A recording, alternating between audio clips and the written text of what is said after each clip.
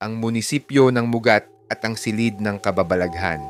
Sa bayan ng Mugat, Davao, nakatayo ang isang gusali ng munisipyo na animoy tahimik, ngunit puno ng madilim na lihim. Sa likod ng bawat pader nito ay nakatago ang mga bulong ng kaluluwa, mga kwento ng kasamaan, at mga alaala ng trahedya.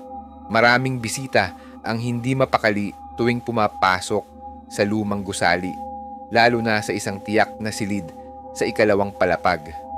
Ang iba'y na uuwi sa pagkabaliw, ang ilan ay namatay. Ngunit ang tunay na kwento ng lugar na ito ay nananatiling lihim hanggang sa dumating ang isang turista. Si Lando, isang albularyo mula sa Maynila, ay hindi karaniwang manlalakbay. May kakaibang abilidad siyang makakita ng mga ligaw na kaluluwa, isang kakayahang naghatid sa kanya sa maraming misteryo sa iba't ibang lugar. Sa kanyang pagbisita sa Mugat, agad niyang naramdaman ang bigat ng enerhiya sa paligid ng munisipyo. "Ano itong lugar na to?" tanong niya sa sarili habang nakatayo sa harap ng gusali. Hindi ito pangkaraniwan. Ang hangin ay tila punong-puno ng hinanakit at puot. Napansin niya ang kakaibang tingin ng mga tao sa kanya. Marahil ay alam nilang hindi siya taga roon, ngunit tila may mas malalim na dahilan kung bakit sila nagiging maingat sa bawat galaw nila. Habang naglalakad papasok ng gusali, nakilala niya si Lina, isang magandang dalaga na bagong sekretarya ng munisipyo. Siya'y maputi, may mahabang buhok at may mapupungay na mga mata na tila may tinatago ring lungkot. Sa una nilang pagtatagpo, nagkatinginan sila ng matagal. Agad na napansin ni Lando ang kakaibang enerhiya sa paligid ni Lina. Parang may anino sa kanyang likuran na nakatingin din sa kanya.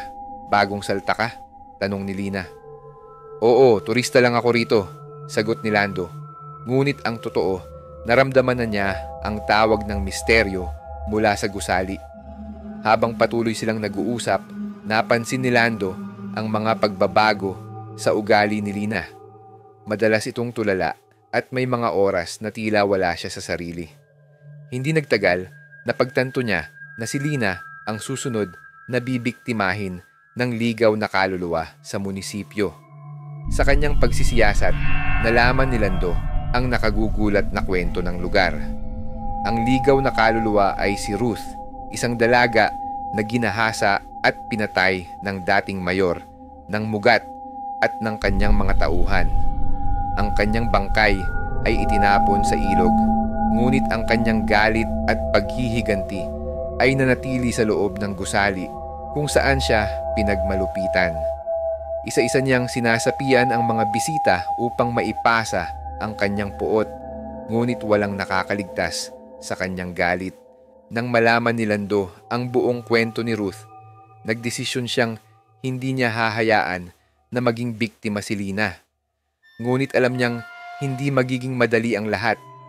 Ang espiritu ni Ruth ay puno ng galit at puot, at ang bawat pagtatangka na siya'y paalisin ay maaaring maging mapanganib. "Lina, may kailangan akong gawin," sabi ni Lando isang gabi habang nag-uusap sila sa labas ng munisipyo.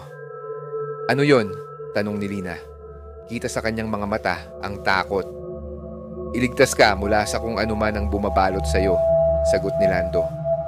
Gamit ang kanyang kaalaman bilang albularyo, nagsagawa si Lando ng ritual upang tawagin ang espiritu ni Ruth. Habang ginagawa niya ito, nagbago ang paligid, naging malamig, at biglang narinig ang isang boses na puno ng hinanakit. "Bakit mo ako ginising?" sigaw ni Ruth, nagmumula sa katawan ni Lina. "Hindi ko nais na magdusa ka pa. Nandito ako upang tulungan kang makahanap ng kapayapaan," sagot ni Lando. Sa gitna ng ritual, unti-unting lumabas ang kwento ni Ruth, ang kanyang masaklap na sinapit at ang kanyang hinanakit sa mundo. Nagawa ni Lando na palayain ang kanyang kaluluwa sa pamamagitan ng pagkumbinsi na ang kanyang paghihiganti ay hindi magdadala ng hustisya. Ngunit bago siya tuluyang mawala, iniwan ni Ruth ang babala. Huwag niyong hayaang maulit ang kasamaan. Matapos ang ritual, bumalik ang dating sigla ni Lina.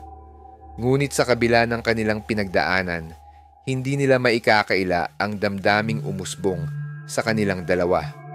Sa paglipas ng panahon, naging magkasama sila hindi lamang sa buhay, kundi pati na rin sa misyon ni Lando na tumulong sa mga espiritong hindi matahimik. Ang kwento ng munisipyo ng Mugat ay nanatili bilang alamat ng hustisya, pagmamahal at kababalaghan. Isang paalala na ang bawat lugar ay may mga lihim na naghihintay lamang na matuklasan.